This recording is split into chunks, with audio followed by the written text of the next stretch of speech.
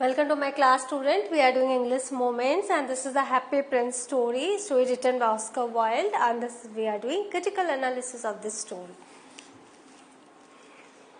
The Happy Prince is a tale with multiple lessons. ये जो Happy Prince जो कहानी है, इससे हमें बहुत सारी सीख मिलती है.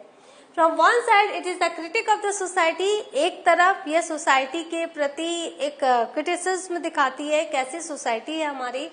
That can be cruel and heartless. Society can be cruel and heartless. And on the other side, it is about the compassion towards human troubles. और दूसरी तरफ compassion दिखाती है, हम इंसानों के troubles को लेकर हम कितना सोचते हैं उसके बारे में बताती है.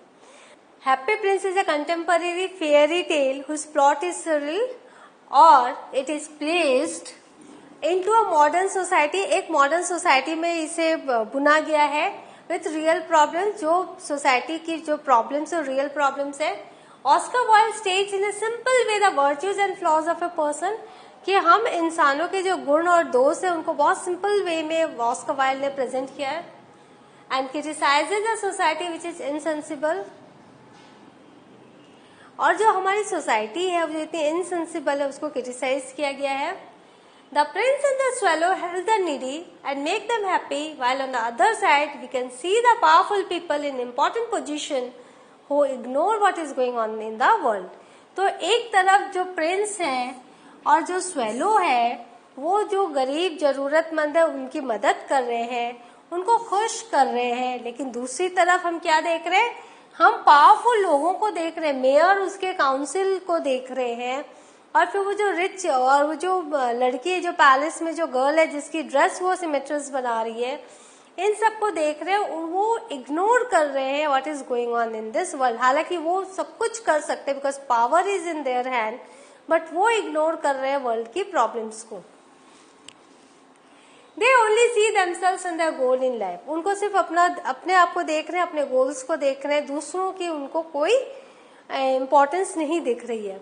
Oscar Wilde set up a principle of selfishness and selflessness, and he took the story to its top when God considered the dead swallow and the lifeless heart of the prince as the noblest thing on earth. तो Oscar Wilde ने क्या किया है, एक principal set किया है selfishness and selflessness का. एक सेल्फिशनेस बहुत ही सेल्फिश इंसान और एक सेल्फलेसनेस जो kind generous person. And he took the story to its top, और ये स्टोरी को उन्होंने एक डिवाइन टच दिया है क्योंकि गॉड ने कंसीडर किया डेड स्वेलो और lifeless heart of the statue of the prince को as the noblest thing on the earth. यानी कि आप अगर किसी की भलाई में किसी के लिए कुछ करते हुए अगर अपनी जान देते हो तो you are the noblest, one of the noblest thing for God. अब थीम देख लेते हैं. The happy prince is a wonderful allegory typical of 19th century English fiction. तो 19th सेंचुरी में ऑस्कर वाइल्ड ने जो देखा दुनिया, उन्होंने उसका ही फीचर किया. ये एक एलेगरी है, इसके माध्यम से उन्होंने वहां की दुनिया को दिखाया, रियल वर्ल्ड को. सोशल इनजस्टिस, क्योंकि हर जगह गरीबी थी, अमीर अमीर हो रहे थे, गरीब गरीब हो रहे थे.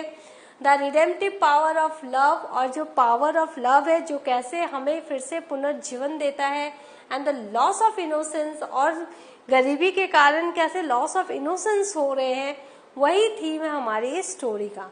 The story allegorically to the social class system Victorian England, the wealth of the upper classes versus the impoverishment of the poor. तो ये जो स्टोरी विक्टोरियन इंग्लैंड को दिखा रहा है, और वहां पर कैसे अपर क्लासेस के पास इतना पैसा है और जो गरीब है इतने गरीब है, उन्हीं के डिस्टिंक्शन को ये कहानी दिखा रही है. The statue of the prince has its jewels delivered to the poor via the swallow.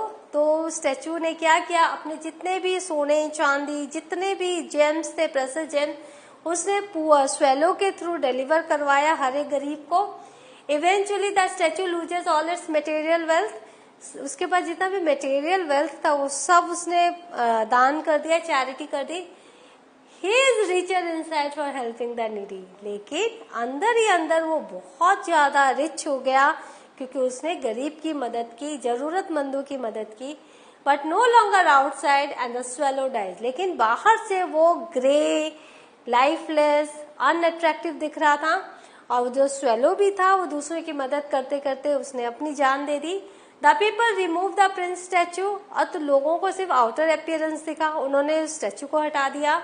Now that is plain and discuss the next statue that will replace him, और दूसरे स्टैचू के बारे में बात करने लगे जो कि उन्हें वहां लगाना है।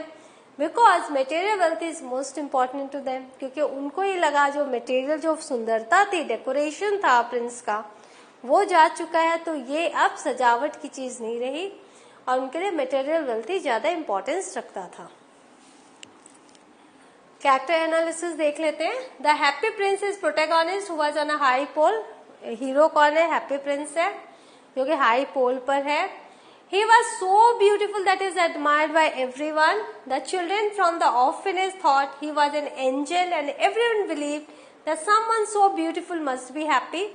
तो जो ऑर्फनेज के बच्चे आते थे उसको देखते थे, बोलते कि ये तो एक एंजल है और सबको इतना ही खुश रहना चाहिए। One mother even told her son to be happy just like the beautiful prince. माताएं बोलती थी अपने बच्चों को कि प्रिंस की तरह खुश रहा करो। However, The prince only seemed happy. जो प्रिंस था सिर्फ दिखने में ही हैप्पी लगता था। He was on a high pole and saw all the misery and poverty of the city. क्योंकि वो हाई पोल में था तो वो सबके दुख देख सकता था, सबकी सफरिंग देख सकता था। He realized that people were suffering and that they needed help. उसको रियलाइजेशन हुई कि लोगों को मदद की जरूरत है और वो उसकी मदद करना चाहता था। His true compassion is seen when he helps the less fortunate people. तो कितना कंपैशनेट है, कितना उसका ट्रू कंपैशन, उसका जो इतना दिल इतना बड़ा वो दिखाई पड़ा जब उसने लेस फॉर्चुनेट पीपल को, गरीब लोगों को मदद पहुंचाए स्वेलो के जरिए। His strongest virtue is that he sacrifices everything to help others. उसने अपना सब कुछ चैरिटी में दे दिया दूसरों की मदद करने के लिए। While doing the act of charity he became काम एंड हैप्पी इनसाइड। ऊपर से वो बहुत बदसूरत हो रहा था, लेकिन अंदर ही अंदर वो काम था, वो खूबसूरत था, इसीलिए जो टाइटल है वो हैप्पी प्रिंस है। While on the outside he was getting poorer, बाहर से वो गरीब दिख रहा था। People only saw the surface which was grey and sad. दो लोगों को आउटर सरफेस ही दिखाई पड़ रहा था जो ग्रे हो चुका था बिना डेकोरेशन के, जो सैड था। And nobody actually saw his real happiness, लेकिन उसकी रियल हैप्पीनेस को कोई नहीं देख पा रहा था। His love for the swallow was proved when at his death the prince's heart broke. और स्वेलो को कितना प्यार करता था वो तब पता चला जब at the death of swallow उसका जो दिल था वो टूट गया, दो भागों में बट गया। It is the evidence that love can be so strong that God even can see it. तो इससे प्रूफ होता है कि प्यार अपने आप में इतना मजबूत होता है, इतना स्ट्रॉन्ग होता है कि भगवान भी उसे देख सकते हैं। अब स्वेलो का देख लेते हैं। The swallow was an ordinary stubborn bird. वो जो स्वेलो था वो ऑर्डिनरी बर्ड था, स्टबर्न था, वो बार बार इजिप्ट जाने की कोशिश कर रहा था क्योंकि उसके सभी साथी चले गए थे। At the beginning he only listen to the prince because he was curious and afterward he stayed with him because he felt sorry for him. पहले वो प्रिंस की बातें सुनता था क्योंकि क्यूरियस था, बाद में वो सॉरी फील करता था क्योंकि उसकी दोनों आंखें चली गई थी। After every good deed he felt better, और जब भी कोई अच्छा काम वो करता था उसको अपने आप में बहुत अच्छा लगता था। From a superficial bird he became the prince's partner in doing good to people. और एक साधारण से बर्ड से वो क्या बन गया? वो प्रिंस का पार्टनर बन गया जो अच्छे काम करता है। Even though he knew that he would die if he stayed in town, he decided to stick with his friend. उसे पता था वो ज्यादा दिन यहाँ रहेगा तो वो मर जाएगा क्योंकि ठंड बढ़ रही थी, फिर भी उसने प्रिंस का साथ नहीं छोड़ा। Love had the last saying in this matter. God rewarded both of them for their good work. क्यों उसने किया? क्योंकि उसको बहुत चाहता था और उसको पसंद करता था, और उसको गॉड ने भी फिर उन्हें रिवॉर्ड किया उनके अच्छे काम के लिए। सिंबोलिज्म देख लो। The prince's leads heart symbolizes immortality. वो जो लीड हार्ट है वो इमोर्टल है, उसका कभी अंत नहीं हो सका, वो आग में भी नहीं जल पाया। This is because when it is being melted people could not melt his heart. जब पूरी बॉडी उसकी मेल्ट हो गई लेकिन वो हार्ट उसका मेल्ट नहीं हुआ। The swallow himself is a symbol of loyalty. जो स्वेलो था वो बहुत ही लॉयल था प्रिंस को लेकर, गांव और टाउन्स पीपल को लेके। Since the beginning of the story, refuses to leave to Egypt and decides to stay with the blind prince. क्योंकि वो इजिप्ट के लिए नहीं गया और वो ब्लाइंड प्रिंस के साथ रहना उसने ज्यादा अच्छा समझा. Friendship is a motive for the story due to the recurring help of the swallow sacrificing his time. दूसरा मोटिव क्या था? फ्रेंडशिप थी, दोस्ती थी. वो हर समय प्रिंस के साथ था, दोस्ती निभा रहा था क्योंकि उसको गांव सबकी मदद करनी थी. And the prince's items to the less fortunate. और प्रिंस के शरीर में जो कुछ भी था वो दूसरों को उसे पहुंचाना था, इसलिए वो प्रिंस के साथ था. The townspeople are a symbol of repression as the council want to get rid of the statue. लेकिन जो काउंसिल पीपल थे, टाउन्स पीपल थे, वो इतने कंपैशनेट नहीं थे. वो स्टैचू जब बदरंग हो गई, जब उसमें कुछ भी नहीं रहा, तो उसको रिप्लेस करने की सोचने लग गए because of his dullness and ugliness and use the metal to make a statue of the mayor instead. और वही मेटल से मेयर की स्टैचू बनाना चाह रहे थे. The watchman is dutiful but cruel. वो वॉचमैन जो दोनों बच्चों को उसने कहा कि आप नहीं सो सकते हैं इस गार्डन में, उसको उसने निकाल दिया था बाहर जबकि रेन हो रही थी, बारिश हो रही थी. तो क्रूएल था लेकिन वो ड्यूटीफुल था. The small sacrifices of the palace girl who waits for the seamstress to finish her dress for the ball shows that she thinks of the world in terms of utility. और जो palace girl थी जो wait कर रही थी कि वो कब उसकी ड्रेस बन के आएगी पार्टी के लिए, तो वो पूरी दुनिया को इन टर्म्स ऑफ यूटिलिटी लेती है, यूज करने के लिए लेती है. And her impatience shows her selfishness. और उसका जो इम्पेशेंस है उसकी सेल्फिशनेस को दिखाता है. On the other hand the seamstress care for her sick son at her own expense is a merciful act. और वो जो सेमेस्ट्रेस है वो इतनी पुअर है, सिर्फ पानी दे सकती है, लेकिन जब उसको सब रूबी मिलती है तो बहुत खुश हो जाती है. और वो एक मर्सीफुल एक्ट है. मॉरल क्या है? The prince shows us the way to be happy. He is a prince of peace. He is twice born. His death is a merciful gift to others. वो क्या है? वो शांति का प्रिंस है. वो ट्वाइस बॉर्न है, एक बार उसने जन्म लिया इंसान के रूप में, फिर एक स्टैचू के रूप में उसमें इंसानियत आ गई. और उसका जो डेथ था वो भी एक मर्सीफुल गिफ्ट था लोगों के लिए. The princess sacrifice is total. उसने अपने पूरे जीवन को, पूरे शरीर को उसने सेक्रीफाइस किया. He makes of himself not only gift of food, bread of life, but a gift of fire. उसके कारण लोगों को खाना मिला, ब्रेड ऑफ लाइफ मिली, और ब्रेड ऑफ वो फूड फॉर फायर भी बना, गिफ्ट ऑफ फायर भी बना. उससे जो आग, जो राइटर था जिसको प्ले लिखना था, जब इसने अपने सफायर से उस राइटर की मदद की.